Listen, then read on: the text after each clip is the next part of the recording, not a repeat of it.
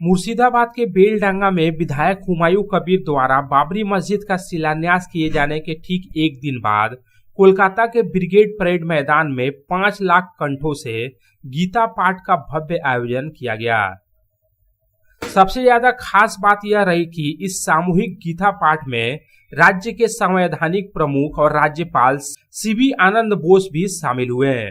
राज्यपाल सीवी आनंद बोस का brigade parade मैदान में आना ही नहीं बल्कि मंच पर चढ़कर माइक्रोफोन के सामने संस्कृत उच्चारण में गीता पाठ करना इस कार्यक्रम का सबसे ज्यादा चौंकाने वाला और मुख्य आकर्षण रहा।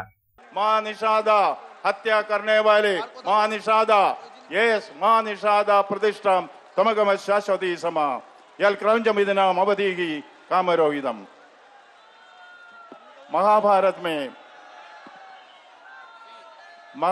में एक दृश्य है। अर्जुन ने प्रतिज्ञा की है कि वे उस दिन के युद्ध में सूर्यास्त से पहले जयद्रथ का वध करेगा।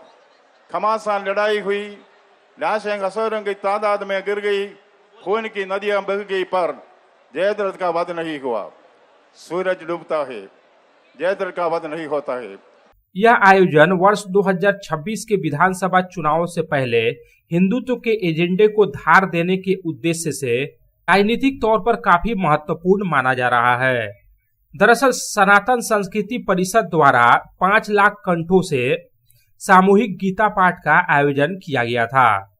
राज्यपाल सीवी आनंद बोस के साथ साथ सामूहिक गीता पाठ में बाबा बागेश्वर, धीरेन्द्र कृष्ण शास्त्री, पुरी मठ के शंकराचार्य जगत गुरु निश्चलानंद जी सरस्वती महाराज, साध्वी ऋतंभरा समेत अन्य कई हस्तियां विशेष रूप से मौजूद रहीं।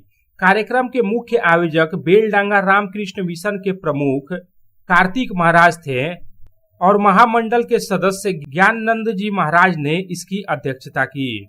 इसके अलावा बीजेपी के प्रदेश अध्यक्ष और राज्यसभा सांसद समीक भट्टाचार्य, विपक्ष के नेता शुभेंदु अधिकारी, केंद्रीय मंत्री डॉक्टर सुकांत मजूमदार, बीजेपी के पूर्व प्रदेश अध्यक्ष दिलीप घोष, पूर्व सांसद लोकेट चटर्जी समेत बीजेपी के कई बड़े नेता भी सामूहिक गीता पाठ में शामिल हुए। आरती के बाद वेद और गीता पाठ शुरू हुआ, जो दोपहर तक चला और इसमें बड़ी संख्या में लोग भी शामिल हुए। भारत में विदेशी आक्रांताओं के नाम से कुछ बनना चाहिए।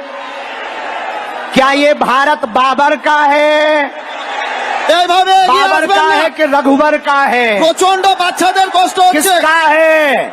শিশু বাচ্চা মহিলাদের অসুবিধা হচ্ছে, আপনারা পিছিয়ে যান, বারবার বলছি। रघुवर का है ना? স্ট্যাম্পেড হয়ে যাবে। हिंदुओं को एक होना पड़ेगा, भगवान लहराना पड़ेगा और गांव गांव में जा करके हिंदुओं को जगाना पड़ेगा। কি দেখবেন, পিছিয়ে যান না। कौन कौन हिंदू एकता करेगा? আর যারা यहाँ बता देना जरूरी है कि महज कुछ महीने के बाद ही राज्य में विधानसभा के चुनाव होने हैं।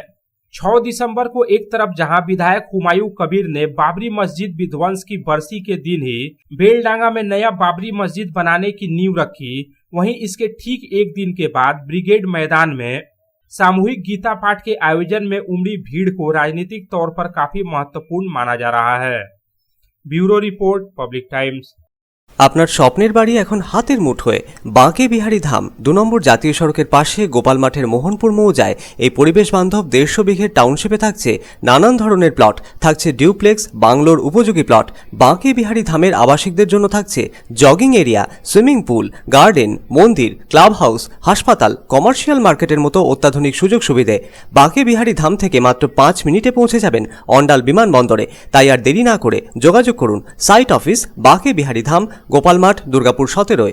মোবাইল নাম্বার 7908363651 অথবা যোগাযোগ করুন আমাদের প্রধান কার্যালয় A/24 Banshra road, Rambagan, Shiharsol, Raniganj. Mobile number 7908363651।